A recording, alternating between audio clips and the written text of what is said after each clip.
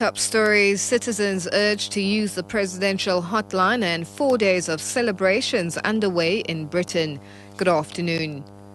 President Jacob Zuma has urged citizens to use the presidential hotline to expose incidents of poor service delivery and corruption. He's been speaking during his visit to Ngobi village near Hammanskraal outside Pretoria. President Zuma visited 47-year-old Matse Kopine, who sent him a message last year complaining about a lack of water in her community.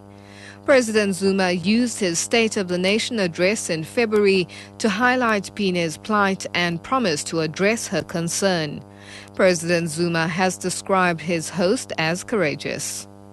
Well, we are happy to have a citizen who is bold, who can take such an action. I wish there were more who could do so. Because at times, you see, as you can see, the ministers here and MECs, they may not know which are the areas that have desperation. So if you take the initiative, it helps.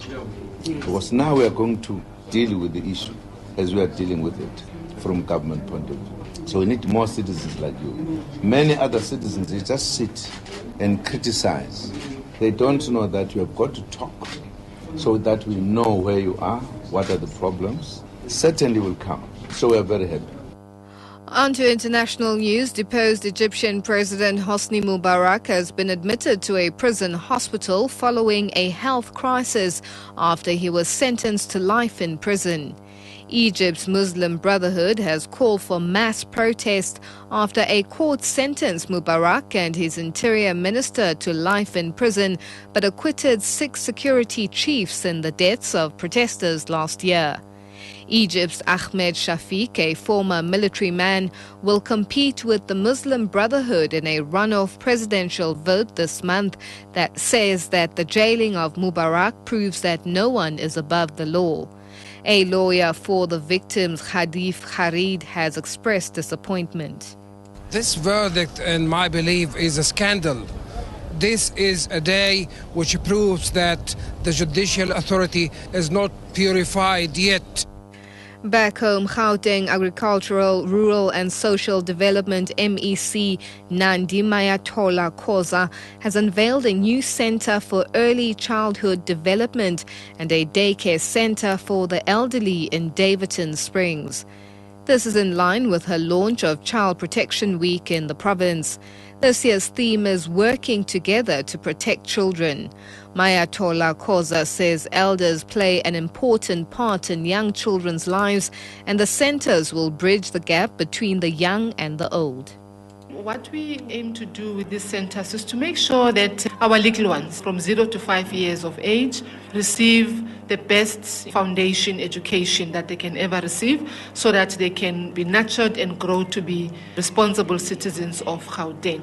And with the Center for the Older Person, so that they can be with other grannies and also support even the children that are at the ECD centers.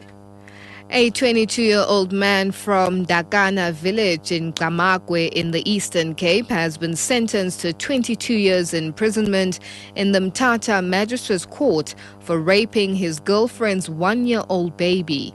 Police spokesperson Captain Jackson Manata says the incident occurred in 2008 when the rapist, who is not the child's biological father, took her from her mother and went to play with her. Manata says after the man returned the baby, her mother became suspicious and took her to the doctor, who confirmed that she'd been raped. The mother then reported the matter to the police and her boyfriend was arrested. Analysts believe tomorrow's Comrades Marathon will be a 2-horse race between Zimbabwean Steven Muzingi and Russian Leonid Zvetsov. Muzingi is a 3-time back-to-back winner and reigning champion, while Zvetsov is a 2-time down and up run record holder. Zvetsov has made a comeback after 2 years in limbo. He's responsible for breaking the 1986 down run record that legendary Bruce Fordyce had set in 1986. Renowned commentator and analyst Ian Lexon.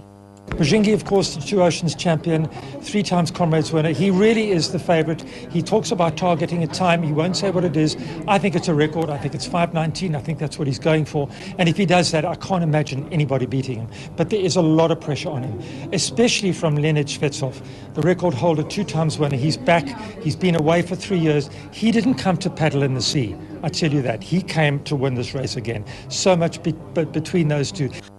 The SABC television broadcast of the Comrades Marathon tomorrow will be streamed live from 5 a.m. to 6 p.m. on the SABC News website and the SABC YouTube channel.